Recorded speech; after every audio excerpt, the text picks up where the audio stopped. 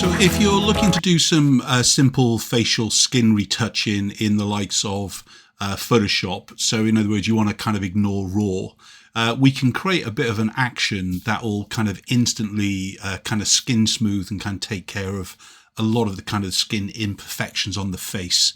So let me just kind of prove the point for a minute. If I just kind of click on the facial skin action here, basically it's just gone in now, as we can see, and basically given us a lovely skin smoothing across here. So if you're doing a lot of kind of portrait work where you need to kind of just smooth the skin a little bit more, perhaps adolescence or kind of, you know, in that kind of late teens, you'll need to do some retouching on the actual spots first to actually get rid of those. However, then we can actually apply, you know, a simple technique anyway. So let's look at what that is based on. So if I just kind of delete the layer that was from the action, what I'm going to do is, because it's kind of technique that I do all the time, it's Control J to duplicate the layer, and I'll usually encourage you to convert this into a smart object, and by doing that it's repairable. So in other words, we can step backwards and kind of adjust the effect and everything else. At this point, what we want to do is just go into filter and into the neural filters section. Right at the top of the actual neural is skin smoothing. You'll also see there's a smart portrait in here as well, but we're not wanting that. We're just wanting the skin smoothing as such. And once you've kind of acknowledged it, clicked it, if you're seeing this cloud, it means you need to download it just actually into the actual neural filters as such. And you can see already there's some in beta, kind of they've got beta by the side, but basically when it's not in beta, like the skin smoothing is now, you can basically just click it on and then it's live straight away. And then of course what you can do is kind of in the skin smoothing, because that's really what we're doing here, is we can increase it or decrease it as much as we want. When you're making a likes of an action for it, I would say you're looking at about 80-ish%, and you can always go back in and actually knock it down a little bit, or obviously kind of increase it more and so on with it.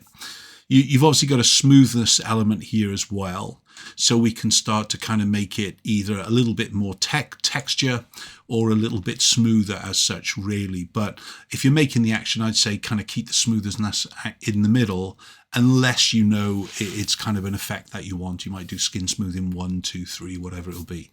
So once that's done, of course, if I press OK, what it's done now, it's basically put it in as a smart filter in here.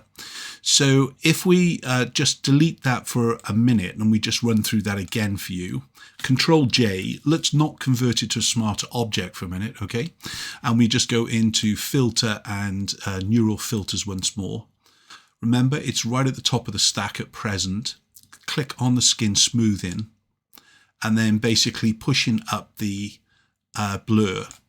Now what you can see in the drop down at the bottom here, you do have an option for a new layer masked, smart filter, and that's really what we're going to click on.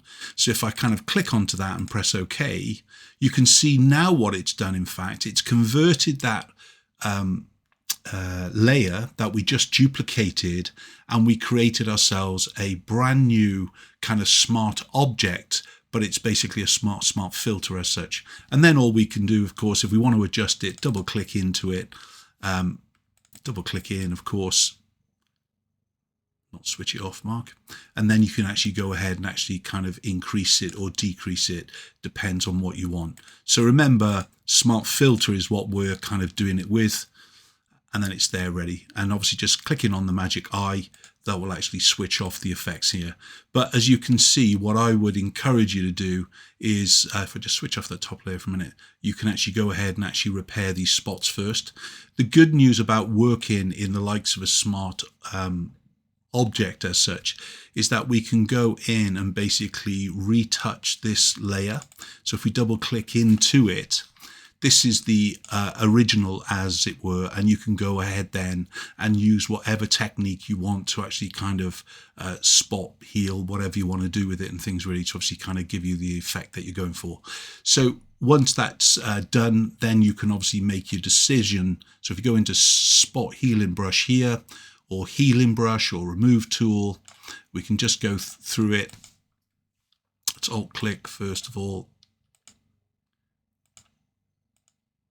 And we just go around the image, selecting the area by alt clicking what we want to remove.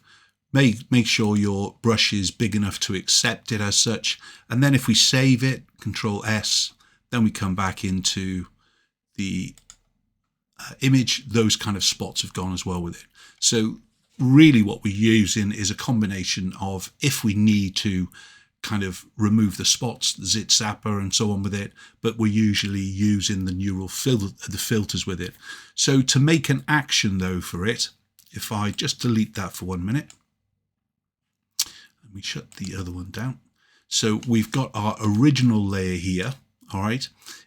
If in doubt, remember F12 goes to revert. And then what we're going to do is basically just click onto the off button mode for a minute. So we're back into here. Let's go and make a new action. So we're going to click on the plus. Let's call this skin smooth. I'll just put it as demo so I know it's kind of what we've done it for. Let's give it a color, which is kind of blue, let's say. Going to press record. And now I'm just going to go into Control J. I usually will do the convert to smarter object, okay? So convert to smarter object here. That's just because it's a standard part of my workflow. Then we go into filter. Remember to click onto neural filters here, not the one that you've already used. Once that's done, we just click on the skin smoothing, apply the amount that we want. Just going to press OK. And then all we've got to do is press stop.